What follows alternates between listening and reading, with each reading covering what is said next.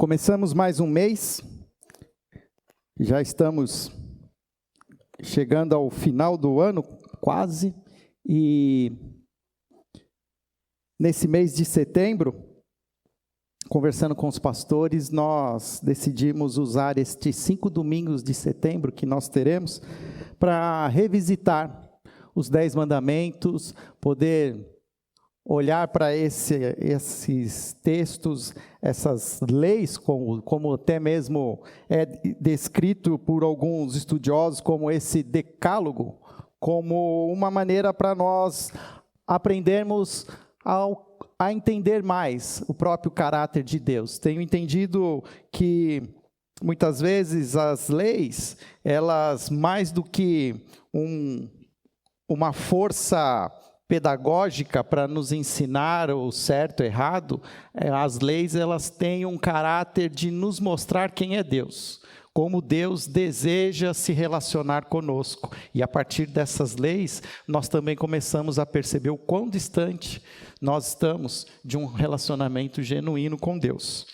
E hoje de manhã o Rodrigo já esteve apresentando para vocês o primeiro mandamento. Hoje quero abordar o segundo, mas também, ainda para falar do segundo, preciso revisitar o primeiro mandamento, e todos os domingos, até o final do mês, nós estaremos, então, vendo os mandamentos, nesses 5 domingos, 10 mandamentos. Então, se você só frequenta o culto da noite, você vai perder os mandamentos ímpares, porque os pares serão sempre apresentados no culto da noite. Então, repense, de repente, uma oportunidade de você também estar participando conosco dos cultos às 10h30 da manhã.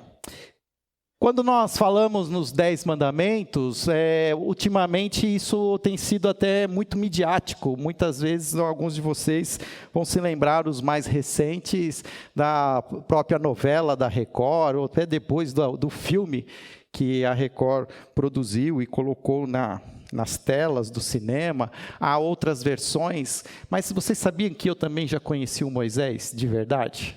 Vocês não acreditam em mim, né? Eu conheci o Moisés. Eu tenho uma prova aqui para mostrar para vocês. Quer ver? Atenção. Ó o Windows, ó. Foi? Olha lá, ó. Quem é esse daí?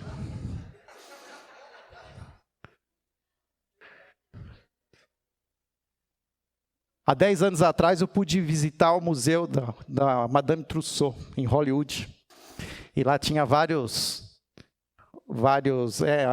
personagens do cinema. E lá estava Moisés, olha lá que bonito. Eu fiquei ali atrás dele para ver se eu pegava uma unção, alguma coisa assim. Mas não funcionou muito não. Mas ali está Moisés. Hein? Que legal, hein? Mas nós não estamos aqui para falar do Moisés, nós estamos aqui para falar dos 10 mandamentos. Abra sua Bíblia em Êxodo, capítulo 20. Para que a gente possa entender os 10 mandamentos, é interessante e é importante nós lembrarmos de que os 10 mandamentos, eles são uma aliança que Deus propõe ao seu povo, a um povo que ele está formando. Até que Israel estava no Egito, Israel era uma nação ainda dividida em tribos, havia muitas lideranças, mas a partir do momento em que Israel é trazido do Egito, sob a liderança de Moisés, Deus agora tem um propósito de formar uma nação, formar um povo.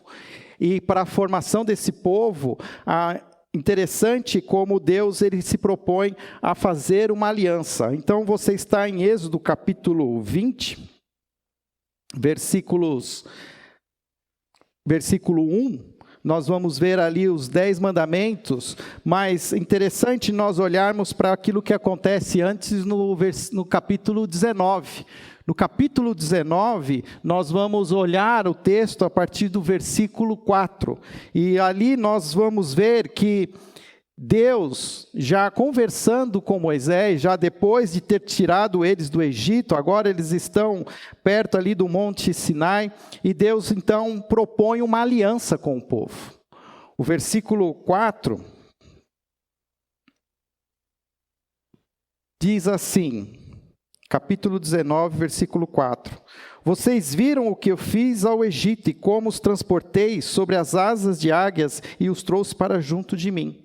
Agora, se me obedecerem fielmente e guardarem a minha aliança, vocês serão o meu tesouro pessoal dentre todas as nações. Embora toda a terra seja minha, vocês serão para mim um reino de sacerdotes e uma nação santa.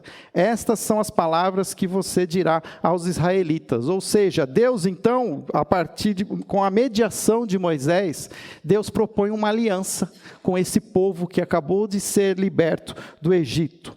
Se vocês obedecerem fielmente e guardarem a minha aliança, vocês serão meu tesouro pessoal. Embora toda a terra já tenha sido minha, eu quero que vocês se tornem os meus sacerdotes, os meus representantes, a minha nação santa.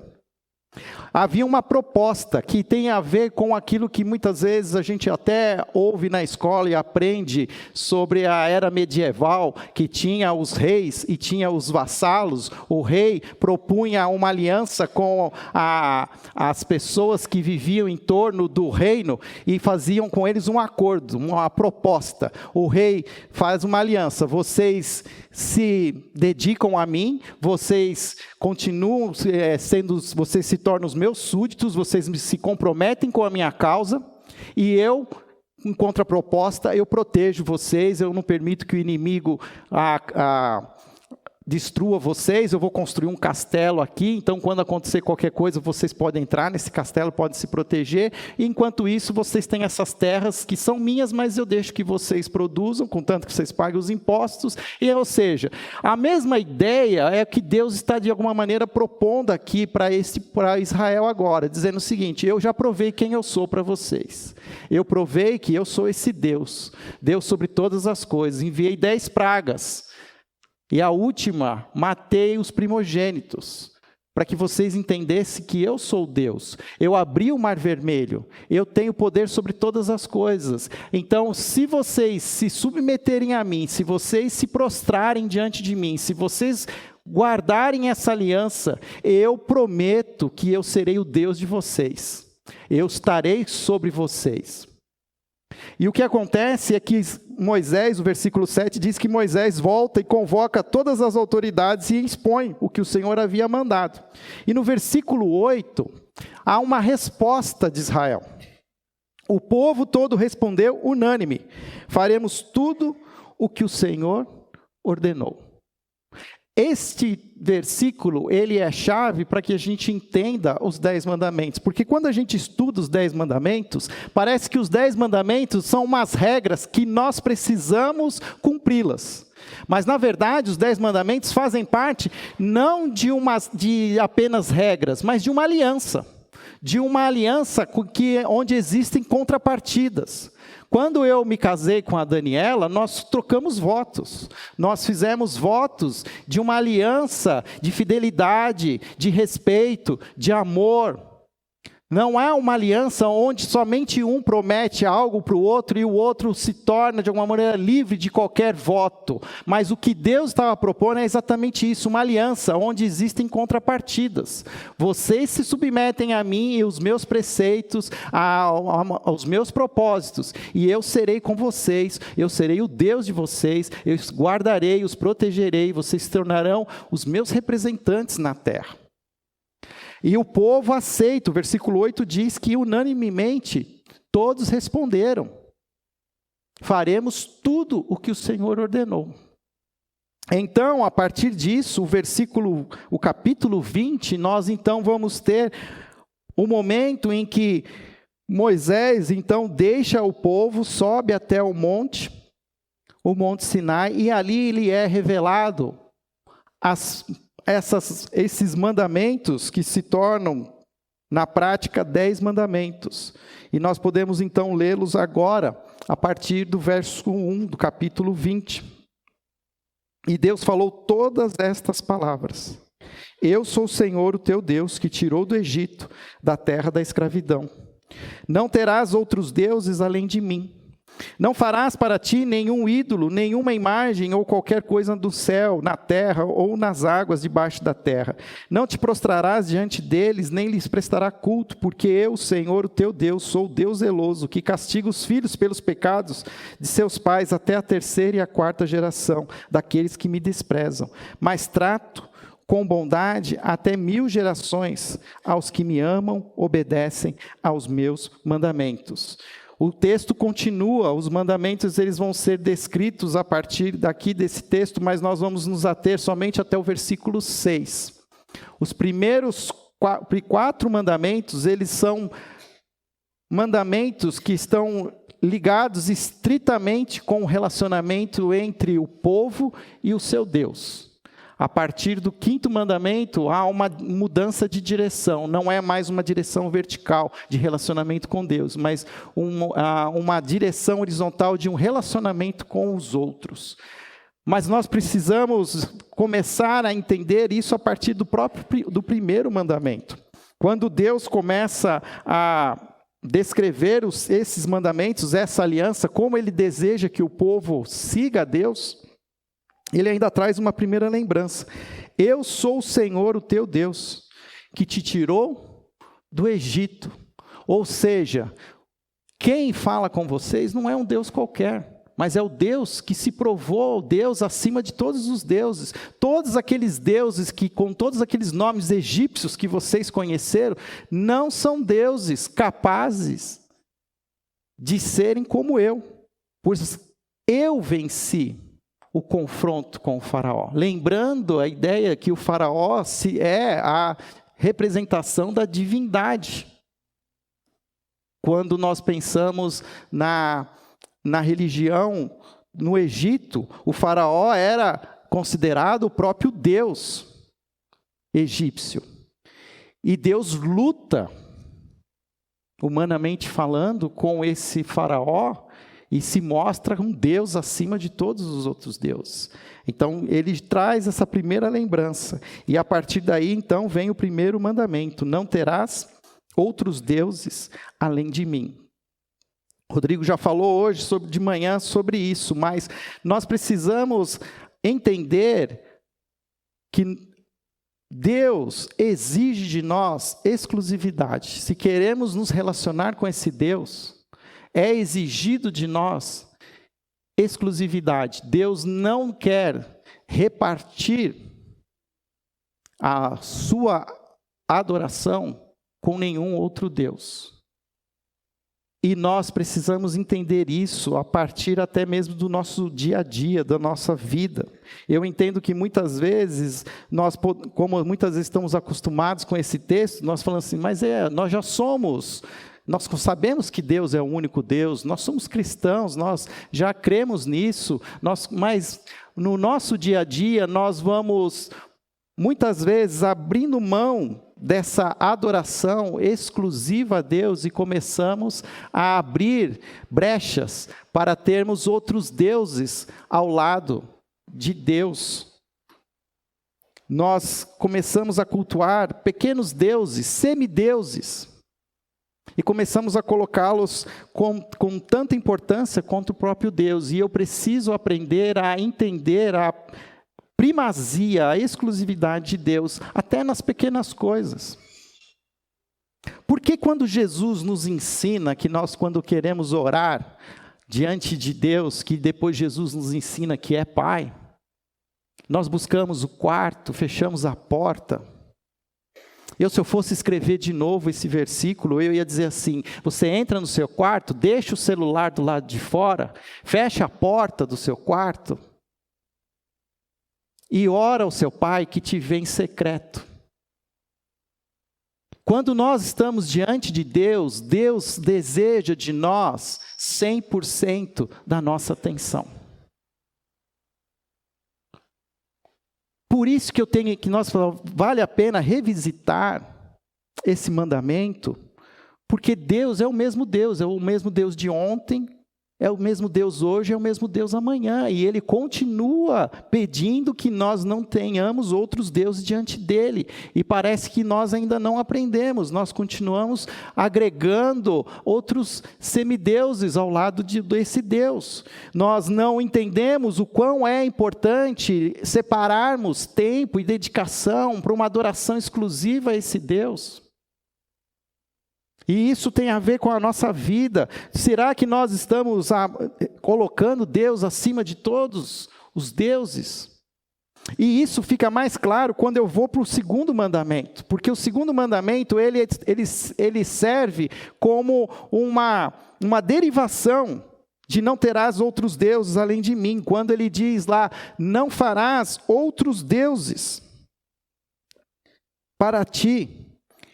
Não fará para ti nenhum ídolo, nenhuma imagem de qualquer coisa no céu, na terra, ou nas águas debaixo da terra. Não te prostrará diante deles, nem lhe prestará culto. Porque eu, Senhor, o teu Deus, sou um Deus zeloso, que castiga os filhos pelos pecados, até a terceira e a quarta geração. E ele continua, mas aqui para nós é importante entender que existe em nós uma tendência a criar ídolos, e nós precisamos aprender a entender o que significa isso. Eu comecei a ler um livro, até por causa do estudo dos 10 mandamentos, e esse livro, escrito por James Smith, pela editora Vida Nova, se chama Você é Aquilo que Ama.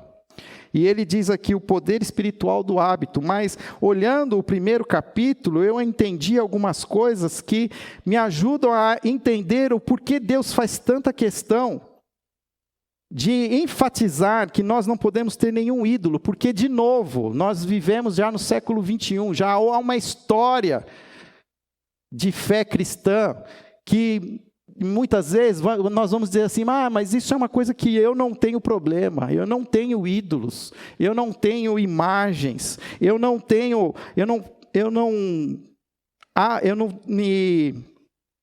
me coloco repartindo o meu coração com outro Deus. Será? Será que nós não estamos criando alguns outros deuses modernos no nosso tempo? É interessante porque nesse texto, o autor ele diz assim que nos últimos 100, quase 200 anos, nós começamos a ser incentivados a pensar que nós somos, a pensar na redundância, que nós somos seres pensantes. René Descartes diz que penso, logo existo. E nós começamos a criar um paradigma de que nós somos aquilo que nós pensamos. Mas isso é um pensamento que eu posso dizer moderno. E moderno, que eu falo, é do início do século XVIII, final do século XVIII, começo do século XIX. E aí o que a gente trouxe para a igreja? Que para a gente adorar a Deus, a gente precisa aprender mais sobre Deus. Eu preciso conhecer a Deus. Eu preciso saber tudo sobre Deus. E a gente faz um monte de curso. A gente ensina um monte de coisas sobre Deus. Mas isso tem resolvido? Isso tem resolvido? Você é uma pessoa melhor? Ou nós somos ainda como Paulo diz, o bem que eu quero, esse eu não faço, mas o mal que eu não quero, esse eu continuo fazendo. Miserável homem ou mulher que eu sou. O que nós estamos fazendo de errado? Nós estamos nos esquecendo que nós somos a imagem e semelhança de Deus. E Deus, de todos os seus atributos, o maior de todos os atributos de Deus é o seu amor. Deus é um Deus de amor. Nós, seres humanos, não somos apenas seres pensantes, mais que tudo, nós somos seres amantes. Nós fomos criados por Deus para amar. E o amor tem tudo a ver com a nossa adoração. Aquilo que nós amamos é o que nós adoramos. E aquilo que nós adoramos mostra quem nós somos. É interessante que aqui no texto do livro, ele diz o seguinte, ele fala de um autor americano, um romancista já falecido, mas que num dos discursos, ele se dizia alguém cético, alguém que não acreditava em Deus, mas ele confessou a necessidade que o ser humano tem de adorar alguma coisa. E ele diz assim: é uma ótima razão para se escolher algum tipo de Deus. Deixa eu ler aqui. A ausência de adoração simplesmente não existe. Todos adoram. A única escolha que fazemos é o que adoramos. E aqui, de novo, não é um autor cristão. É uma ótima razão para se escolher algum tipo de Deus ou coisa espiritual para adorar, seja Jesus Cristo, Alá, Yahvé, a deusa mãe, Iaca, as 4 verdades nobres, seja qualquer conjunto inviolável de princípios éticos. É que quase qualquer outra coisa que você adore irá comê-lo vivo. Se adorar o dinheiro e as posses, como se neles encontrasse o real significado na vida, você jamais terá o suficiente, jamais sentirá que já tem o bastante. Esta é a verdade. Adore o seu próprio corpo, beleza, sedução sexual, e você se sentirá sempre feio. E quando o tempo e a idade começarem a aparecer, morrerá 1 milhão de mortes antes de finalmente ser levado. Em certo nível, todos já sabemos disso. Tem sido codificado na forma de mitos, provérbios, clichês, lugares comuns, ditados e parábolas. O esqueleto de todo grande conto. O segredo é manter a verdade exposta na consciência diária. Adore o poder, e você se sentirá fraco e temeroso, precisando sempre de mais poder sobre os outros para afastar o medo. Adore seu intelecto, ser visto como alguém inteligente, e acabará sentindo-se estúpido, uma fraude, sempre prestes a ser desmascarado. Esse autor, no final do ano de 2008, ele se suicidou. Ele sabia que havia um buraco na sua alma, mas que ele não soube preencher com a verdadeira verdade. Mas ele entendeu que todos nós somos criados por Deus para sermos adoradores, para adorar a Deus, a ter Deus como o único Deus, a ter Deus sem que haja nenhum conflito com nenhum outro Deus. Mas o que acontece? Por causa do pecado, parece que é aquela bússola que deveria nos direcionar para Deus, ela se torna uma bússola imprecisa e nos direciona para alguma outra coisa que não é Deus. O fato é que nós precisamos aprender que a adoração, ela está intimamente ligada com aquilo que a gente ama. Quando for perguntado para Jesus em Mateus capítulo 22, qual é de todos os mandamentos? Aqui eu estou até me adiantando, estou indo lá para Jesus já. Nem passamos por todos os mandamentos ainda, mas os líderes se reúnem com Jesus e querem pegar Jesus no pulo e dizem assim: Jesus, Rabi, como mestre, que sabe todas as coisas, conhecedor de todos os mandamentos, se pudesses reunir todos em um só mandamento, que mandamento seria esse? E o que é que Jesus responde? Não estou ouvindo nada. Amarás a Deus sobre todas as coisas. Não diz, obedeçam a todos os mandamentos de Deus. Olhem para todas as regras, todas as vírgulas, todas as situações. Ele diz, amarás o Senhor teu Deus de todo o seu coração. E aí ele acrescenta, e amarás ao próximo como a ti mesmo. Mas percebe que o cerne da verdadeira adoração, ela está ligada com o nosso amor. Nós só adoramos aquilo que nós amamos. Porque o que significa adorar? É aquilo que ele está dizendo aqui no texto, quando ele diz, não se prostrará diante deles, nem lhes prestará culto.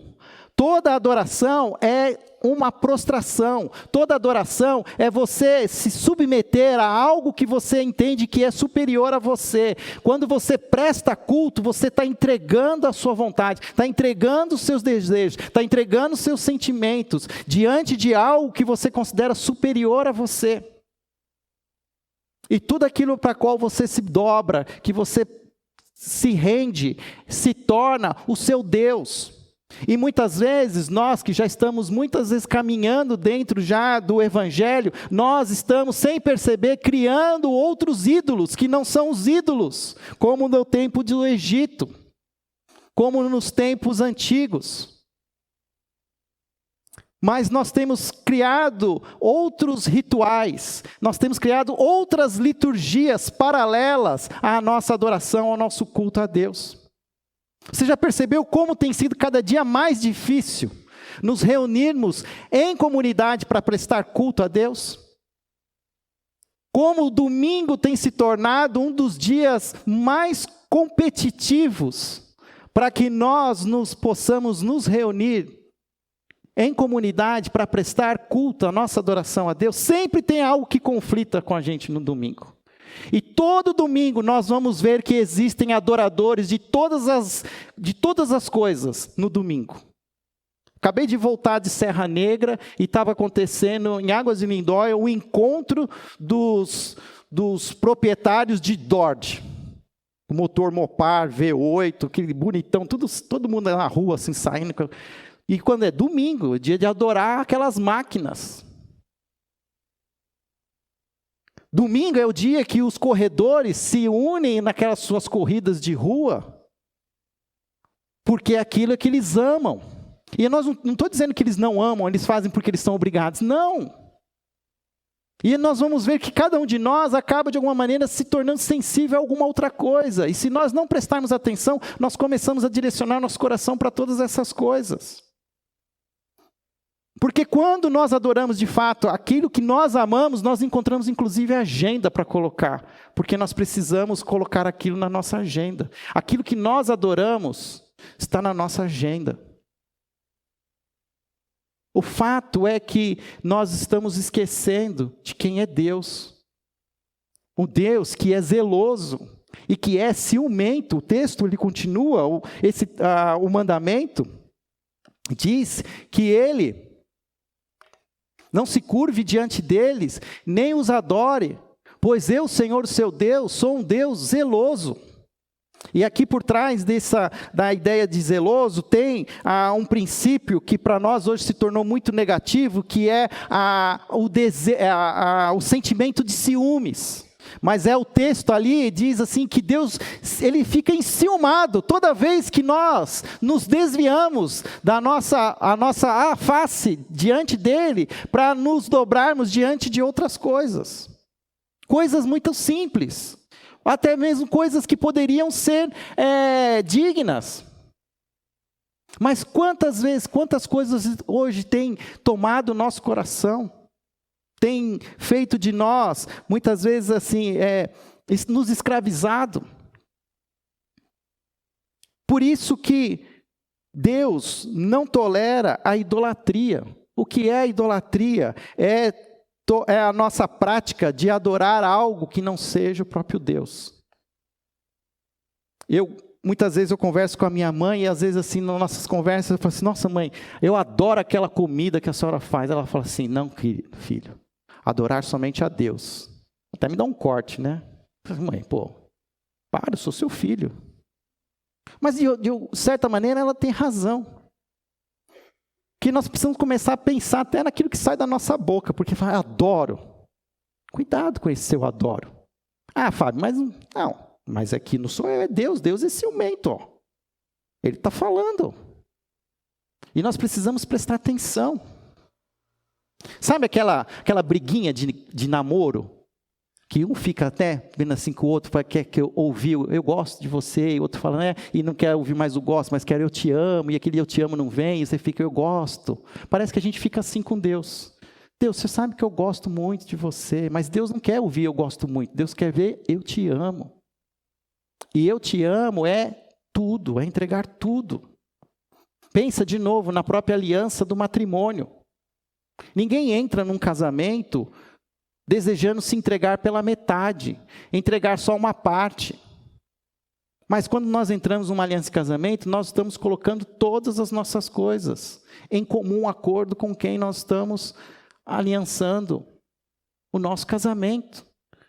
E Deus, Ele deseja isso e Ele vai cobrar. E quando Ele diz lá que trago as consequências do pecado dos pais sobre os filhos até a 3ª e a 4ª geração. Isso não é assim, nós não precisamos entrar no mérito se isso é uma maldição, mas é uma consequência da idolatria.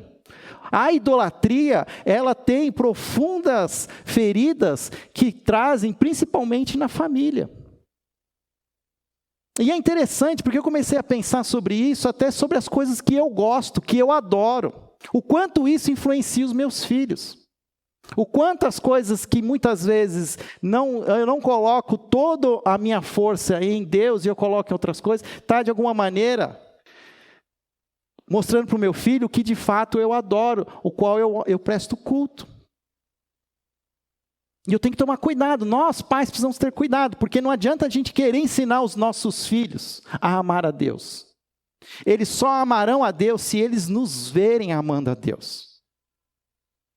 E nós precisamos prestar atenção, porque aquilo que a gente fala não necessariamente é aquilo que a gente faz. E as redes sociais não mentem. Porque se tem alguma parte boa das redes sociais é que todo pastor pode ver as ovelhas em tempo real.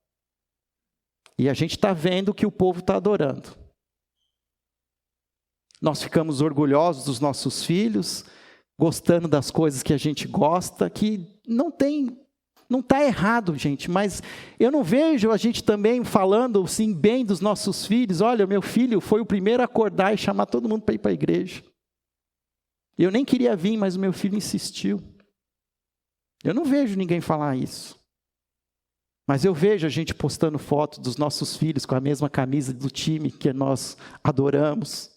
Nós vemos os nossos filhos ouvindo as mesmas músicas, as mesmas bandas de rock que nós adoramos. Nós vemos os nossos filhos comendo a mesma comida que nós adoramos. Mas eu não vejo ninguém mostrando os nossos filhos, lendo a Bíblia, que nós adoramos, prestando culto com os nossos filhos, com o Deus que nós adoramos. Existe uma controvérsia, aí alguma coisa está errada. E quando eu falo para mim também. Nós não podemos celebrar a ceia hoje sem a gente começar a pensar de fato, se é de fato a Deus que nós queremos adorar. Se é a Deus que nós queremos ter como o nosso Deus de todo o coração. E nós jogarmos fora todos os ídolos, sejam eles invisíveis, sejam eles ídolos de carne e osso, ou sejam eles ídolos invisíveis, mas que atraem os nossos estômagos, atraem as nossas mentes, atraem os nossos olhares. Mas o fato é que nós estamos desviando a nossa atenção desse Deus para ídolos que estão em todos os lugares. E eu preciso aprender a entender que o mundo está cheio de rituais litúrgicos, de adoradores, de N coisas que vão tentar captar a nossa atenção. Se você não vai adorar os carros, você vai adorar uma comida. Se você não adora comida, você vai adorar um tipo de música. Se você não gosta... Eu fico pensando, você viu aquela loucura que é os artistas? As adolescentes com aquele negócio do K-pop.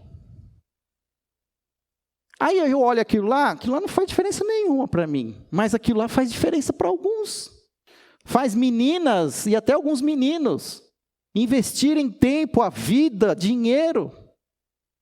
São ídolos. Como a própria televisão mostra escancaradamente. E Deus não deseja que nós tenhamos nenhum ídolo. Mas Deus deseja ser o nosso Deus 100%, o tempo todo. Faz sentido? Então, quando a gente vai para a história da mulher samaritana. Quando Jesus conversa com aquela mulher samaritana, vocês conhecem essa história? Ele chega como não quer nada, pede água. A mulher diz, você não pode pedir água para mim, culturalmente isso é algo inaceitável. E ele fala, mas se você soubesse quem eu sou, você me pediria água. E a conversa vai sendo cada vez mais complexa, a ponto que uma hora Jesus meio que fala assim, você já foi casada. Ele fala, traz o seu marido. Ela fala assim, eu não tenho marido. E ele fala assim, é verdade. De fato, você não tem marido, mas você já casou 5 vezes. E com quem você está agora, nem o seu marido é. E se você vê o texto, parece que o texto, assim, de repente, parece que ela muda. Ela tenta mudar o assunto. Vejo que tu és profeta. Aliás, eu tenho uma pergunta para fazer para o Senhor, como profeta, como autoridade. Os nossos antepassados sempre adoraram, olha lá, ó, a adoração. Sempre prestaram culto nesse monte. Mas vocês, judeus, dizem que o monte para prestar culto é Jerusalém. Ela mudou a direção da conversa? Mudou, mas não mudou, porque Jesus estava falando sobre isso e ela não percebeu, porque o que Jesus estava dizendo é o seguinte: você tem alguns ídolos, e você acha que o ídolo que sai satisfazer você é ter um homem do seu lado. O fato é que você já achou 5, mas nenhum deles serviu, você agora já até pulou a etapa burocrática do casamento e já está tentando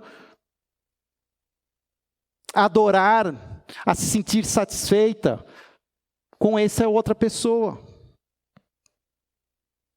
E aí ele não entra, ele não faz a pergunta, ele não responde se é naquele monte, ou se é aqui em Samaria, ou se é lá em Jerusalém. Ele diz outra coisa, ele diz assim: está chegando a hora, e de fato já chegou, que os verdadeiros adoradores adorarão ao Pai em espírito e em verdade. Ou seja, não é um local, não é um lugar, não é uma pessoa, não é nada onde nós vamos nos prostrar, nós vamos adorar, mas o Pai está procurando pessoas que se prostrem, que o adorem em espírito, que entenda que Deus é esse Deus criador dos céus e da terra, é esse Deus que tirou Israel do Egito, que abriu o Mar Vermelho, é esse Deus que até hoje tem feito maravilhas, que sustenta o universo, que nos permite estar vivos hoje, mas que podem fazer assim e nós perdemos o fôlego da nossa vida, que sustenta a nossa vida. Se estamos vivos hoje, nós estamos vivos porque esse Deus permite, esse Deus invisível. É esse Deus que nós precisamos buscar de todo o coração. Pois Deus é espírito e é necessário que os seus adoradores o adorem em espírito e em verdade. Fábio, então, mas qual é o Deus verdadeiro? Qual é a verdade? E aí Jesus mesmo diz: eu sou o caminho, a verdade e a vida. Ninguém vem ao Pai a não ser por mim.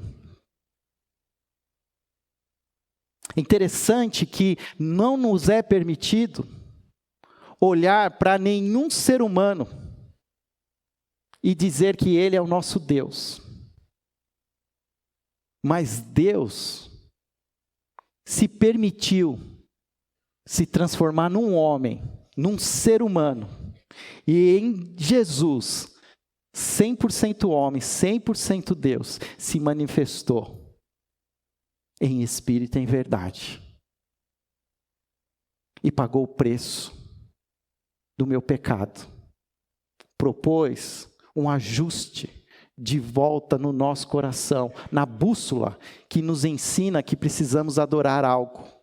E mostra na cruz que é o lugar onde nós devemos reencontrar esse Deus que nos procura. Ao celebrar a ceia hoje, nós precisamos voltar os nossos corações.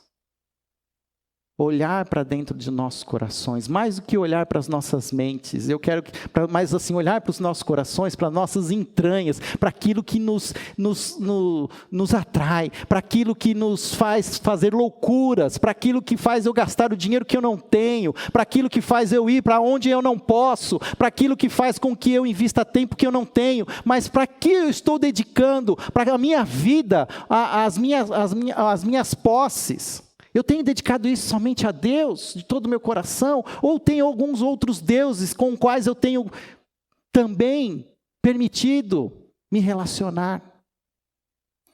Ao celebrarmos a ceia hoje, nós precisamos entender que Jesus deu tudo. Deus deu tudo em nosso favor, e nós precisamos, como em aliança, entregar tudo também. A aliança continua, é uma contrapartida. Assim como Jesus nos amou, nós devemos amá-lo de todo o coração. É uma contrapartida, é uma aliança. Uma aliança tem a minha iniciativa. Eu não posso celebrar a ceia sem entender que existe uma iniciativa. Por isso, quando Jesus ele mostra o pão, ele diz: este é o meu corpo. E vocês precisam discernir, vocês precisam entender que por causa do sacrifício de Jesus na cruz, e no momento que vocês aceitaram a minha proposta de salvação, vocês se tornam o meu corpo, vocês são igreja. E como igreja, vocês precisam discernir o que é ser igreja. E que o culto comunitário como igreja é importante. Porque é o momento onde nós largamos todas as coisas, paramos de correr atrás das coisas e nos colocamos diante de Deus. Você não está gastando o seu tempo aqui hoje, você está entregando o seu tempo aqui hoje. E como isso é difícil, como a gente começa a ter tantos conflitos. É o frio, é a chuva, é o trânsito, é não ter lugar para estacionar, é não ter ar-condicionado, e a gente vai criando um monte de situações que vai nos fazendo desanimar, e não podemos desanimar, nós precisamos continuar buscando essa verdadeira adoração. Quando Deus se revelou a Moisés, Deus deu uma ordem a Moisés para ele ir para Faraó. Sabe o que Moisés tinha que falar para o Faraó? A gente canta a musiquinha. Moisés foi a Faraó, sim, sim, ó sim, Moisés foi a Faraó e lhe disse assim: deixa sair meu povo para o quê? Prestar-te culto. Adorar o Senhor Deus de todo o coração, como Ele diz aqui, Ele está ensinando, não terás outros deuses além de mim, não farás a ti nenhuma imagem. Isso tudo tem a ver com o nosso culto, com a nossa adoração, seja ela íntima, seja ela comunitária. Nós precisamos aprender a prestar o culto que Deus deseja, e Ele está buscando os verdadeiros adoradores que o adorem em espírito e em verdade. Ele buscou Israel para que Israel prestasse culto. Ele está nos buscando hoje para prestar culto a Deus, e a pergunta é: o que você vai continuar fazendo e não vai obedecer a esse chamado, a esse convite? O que você está pensando amanhã, a sua segunda-feira, não pode ser mais importante do que o dia de hoje. Você não sabe se você vai estar vivo amanhã. Eu estou chocado com um amigo meu da adolescência, que por um mal súbito perdeu a vida. E eu fico olhando para ele e falo: o Ricardo. E a nossa vida é um sopro. Hoje nós estamos aqui, amanhã nós não sabemos. E a pergunta é: aonde está o meu coração hoje? O meu coração bate pelo quê? O que move a minha vontade? O que as minhas entranhas me pedem para fazer? Eu preciso buscar. Por isso que é essencial hoje o Espírito Santo em nós. Porque é o Espírito Santo que nos move, é o Espírito Santo que ele nos penetra no mais íntimo do nosso ser, nas nossas entranhas, no nosso coração. É Ele que é capaz de nos mover à verdadeira adoração. Por isso nós entendemos que Deus é um Deus trino, é o Deus que deseja ser adorado, é o Deus Filho que mostra o caminho, e é o Deus Espírito que nos ensina a buscar esse Deus de todo o coração. Feche seus olhos, nós vamos celebrar a ceia, e eu quero dar a oportunidade para você olhar para o seu coração. Eu sei que você sabe muita coisa, e nós não estamos aqui falando do tamanho do seu conhecimento, nós estamos falando aqui daquilo que está no seu coração. O que está no seu coração? Aquilo que te move, aquilo que está na sua agenda, aquilo que talvez você ainda vai querer fazer hoje, que você está contando aqui o tempo que vai acabar, porque você vai correr atrás de algo que você ainda quer fazer, que você deseja. Eu faço um desafio para você. Reconhece que esses ídolos hoje são mais fortes que você mesmo. Antes mesmo de prometer qualquer coisa que você vai largar, que você não vai mais fazer, reconhece que você não consegue, que isso é mais forte que você. Reconhece que muitas vezes, quando você menos percebe, você já está indo atrás de outras coisas menos importantes do que buscar a Deus de todo o coração. Nós vamos celebrar a ceia.